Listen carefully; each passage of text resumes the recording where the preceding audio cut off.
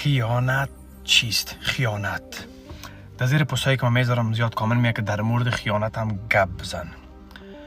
اول یک گفتنی برای کسایی که خیانت شده، برای انسانهای پاکی که خیانت شده، و گفتنی ما ایست که با شما میگین ما چی کنیم؟ با ما خیانت شده، ما چی کنیم؟ چی کنی؟ برو دنبال زندگیت. وقتی که برای یک انسان خیانت میشه، از لحاظ روان رو سرش تاثیر میمونه و آسیب میبینه و این نیاز به درمان داره.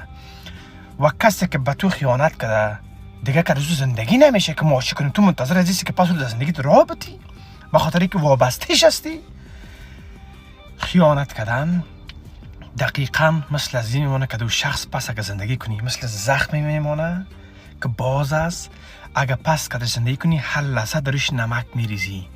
بیرون رفت چی شد؟ ذهن تو چون نابود است که دو انسان زندگی نمیشه کرد. به خاطر چی؟ به خاطری که او انسانه که به تو خیانت میکنه یک ذاتش خراب است، دو چی چند ماه چی یک چند ساله که کرده تو بوده به تو ارزش قائل نشده، تو را هیچ وقت از او رقمی که فکر میکردی دوست نداشته، کاری که نباید نمیکرده رفته کده، پت از تو به هوس خود رسیده و تو هنوزم بند هستی که من چی کنم. اگر پیش خود منطقی فکر کنی ما این همه سال تایم زندگی ما ماندم، قلب ما به دادم، ولی امروز به ما خیانت شد، من از لحاظ روح روان قلب نابود شدم. پیش خود فکر کو، میبینی که نه یادم ارزش نداره. هستن که آدمایی که شاید ارزش مرا داشته باشن. انسانی که خیانت بر شما میکنه از او که در پستر و کثیفتر انسان در روی کره زمین نیست. به خاطر چی؟ به خاطر از اینکه قلب، روح، روان، احساس دوست داشتن، عشق یک انسان دیگر هیچ وقت نمیبینه.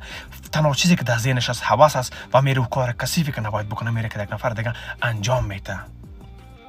و تو که همچین انسان زندگی نمیتونی. حال خوب خودت ارزشتر از هر چیزی در دنیاست. انسانهایی که خیانت میکنن فقط در قلبت پیش خدا باره ببخش مگم اگر در زندگیت پس را بتی مثل از این یعنی که تو شو روز که در روان خودت بازی میکنی و خدا آزار میدی. رهایش کو، برو دنبال زندگیت.